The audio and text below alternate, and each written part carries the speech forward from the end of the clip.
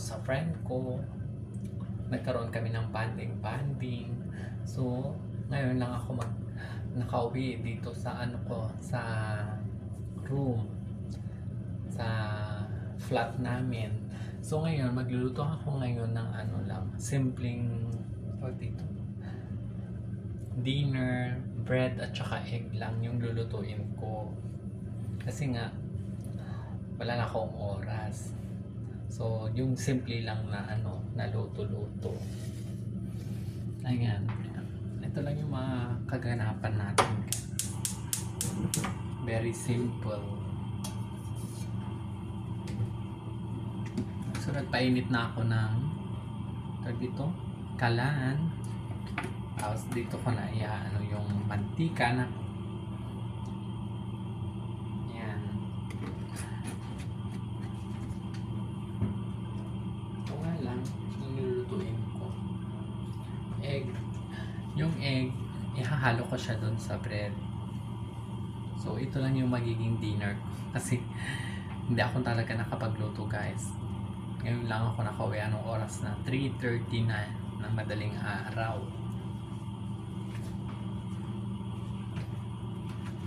So,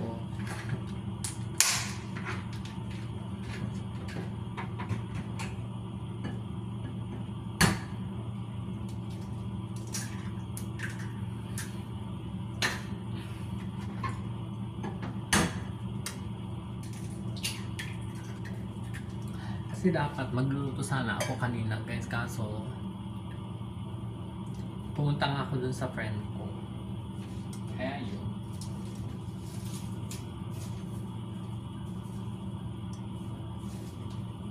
Kaya hindi ako nakapagluto ngayon lang, kumbaga lang to, pantawid gutom.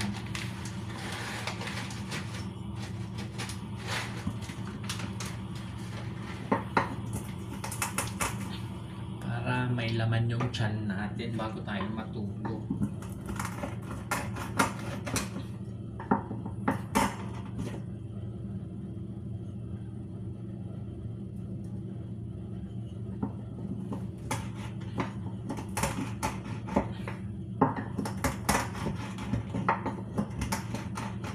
Ayan.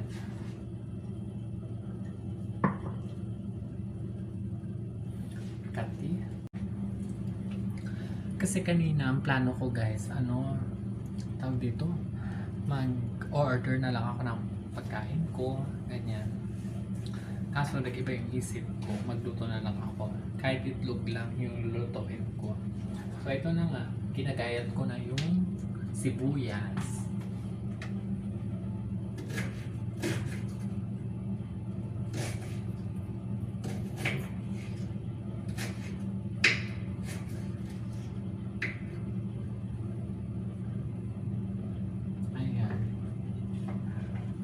Ito, ilalagay ko na siya.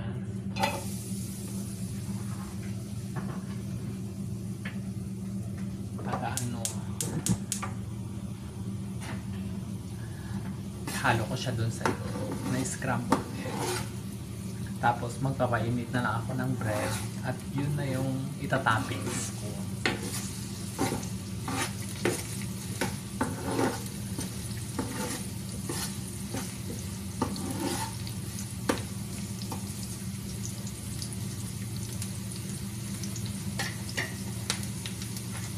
About dun sa biko pala, guys, naubos. Siguro meron lang ako dun, yung parang isang slice lang. Kasi pinatikim ko yun sa mga friend ko, dinala ko sa kanila.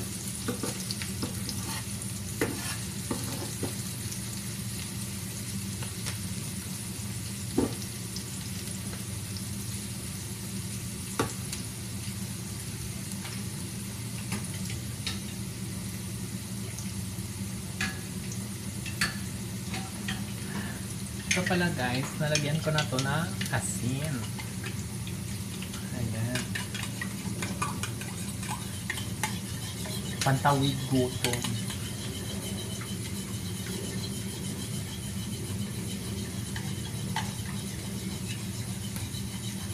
Kasi Kasi tinamad na akong bumaba guys. Baka mamaya, anong oras na? Baka mamaya, ang daming nakatambay doon sa baba. Kaya ayaw akong bumaba.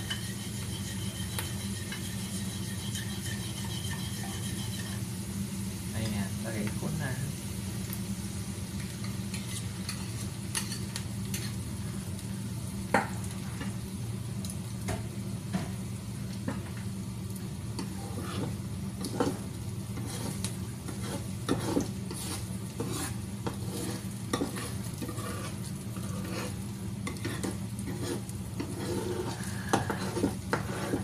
Kanina guys, busy din ako dun sa work kanina.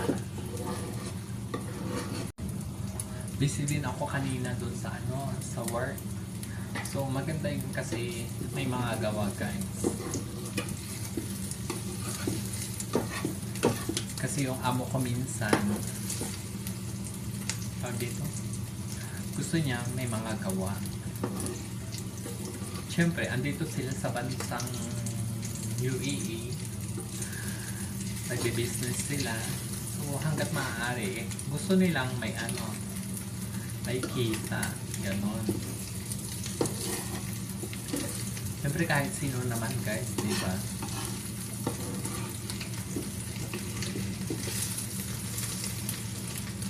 Kasi kung sa atin nga, need din natin ang pera. Hindi, mas lalo pa kaya sila. Kaya minsan, gutom din sila. Ganon.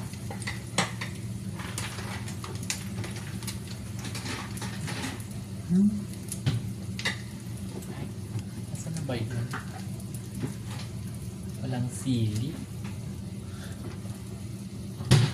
Patakan ko nga ito. Ano ba ito? Nature Spring. Ewan ko kung ano ba ito. Tagal na rin ito guys na binili ko. Seasoning ito. Pampalasa.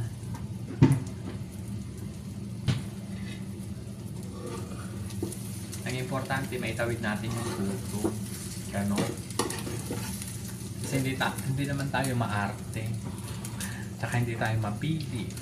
Ganon. Ito yung bread. Actually, ilang araw na to guys. 3 days na yata or 4 days na. Sometimes nag-i-expire yung pagkain na ganito. Yung mga bread na ganito. Pang ilang araw lang. So, anong date na ba ngayon? 06/20. Oh. Ngayong araw, kinabukasan. Kasi 19 kanina is 20 ngayon. Madaling araw na. Ayan na. Kailangan na nating lutuin. Kainin.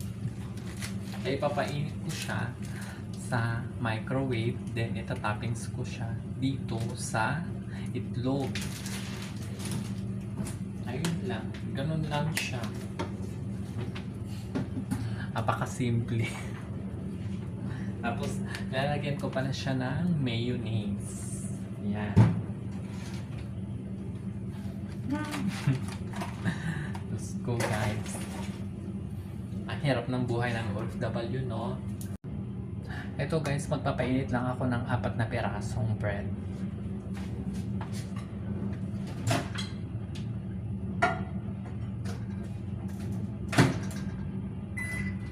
Ayan. Antay lang natin 5 minutes para hindi siya masunog. So, may natira pang 3. Kaya kailangan to bukas ma-dispose na kasi hindi na siya pwede. Ganon.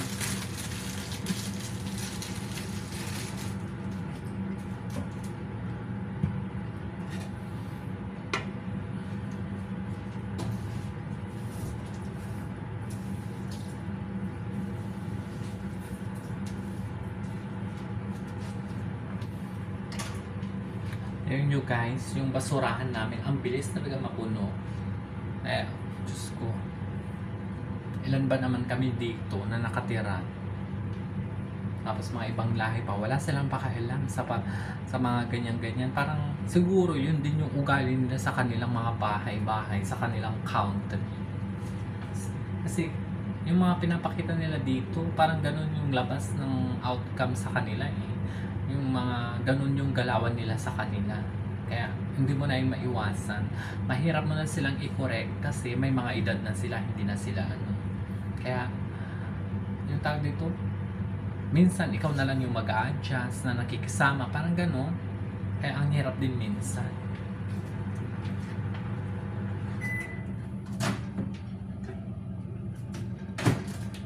So ito na guys. Napainit na, umuusok-usok. Di ba?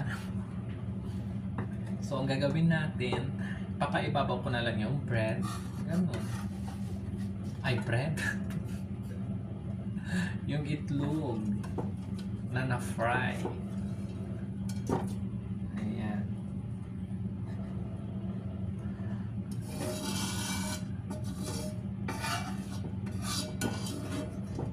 Nagdadahan-dahan ako guys kasi ayoko may magising. Kasi syempre anong oras na. Kasi ako, pag may mga kasama ko sa bahay, alam ko talaga makisama. Hindi yung parang bara-bara ka lang dyan na parang sarili mo yung bahay. Pero sa kanila, dead ma minsan. Kaya minsan, pag naistorbo kang natutulog, syempre magagalit ka. Eh syempre, ngayon, alam mo na yung mga ganong eksena, tawag dito, ikaw na mismo mag-a-adjust, papakisamahan mo sila, ganun. Kaya minsan, mini-minimize ko yung galawan ko para hindi sila ma-disturb. Kasi nga, minsan nakatulog na yung ibang mga ka-roommate, ikaw gising ka pa. So, kailangan mo talagang magdahan-dahan para in case na magkaroon kayo ng argue is hindi kanila, wala silang ibabato sa'yo. Yung mga ganong eksena. Ganon. Ganon lang guys. Kaya pakikisama lang talaga ang number one. Hugasan ko lang to guys, yung mga pinagamitan ko. Tapos kakain na rin ako. Para makapagpahinga na rin. Anong oras na kasi dito?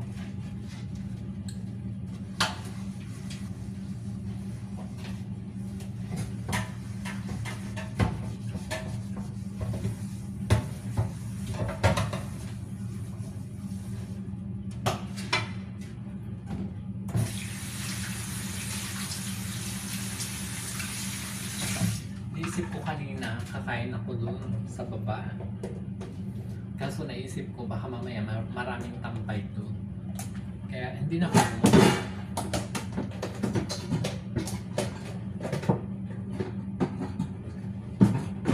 kasi mahirap minsan sa baba. Pababa ka, anong oras na?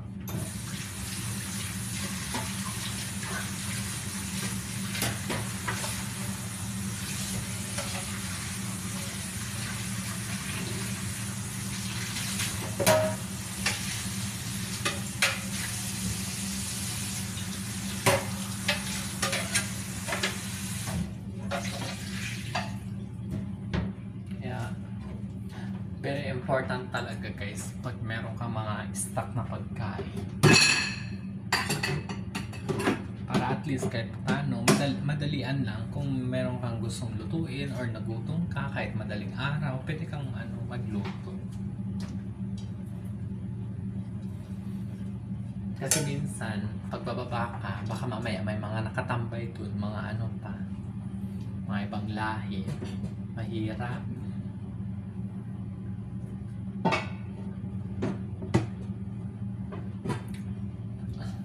Iba ang eksena nila.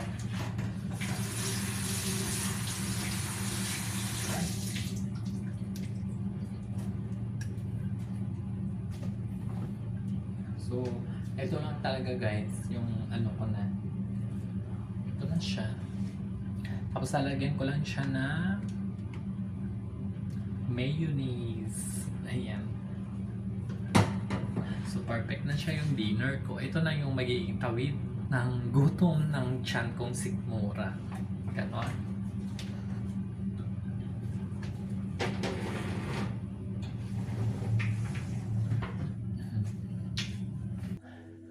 Yan pala si Sultana guys. O, tignan nyo. Andyan siya. Diyan yan pumapwesto hangga't hindi ako natutulog. Nakahiga diyan. 'Pag iniiwan ko siya, pagpapasok ako, diyan lang siya. Ayan, tumayo na. Say hi na, baby.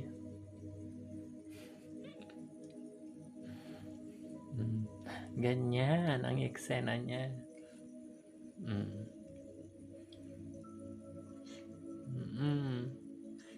Yeah?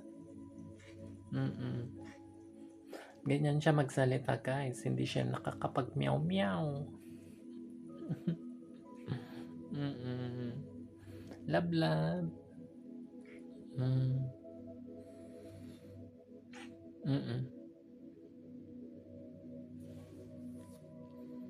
Okay ka na? Sumasagot siya.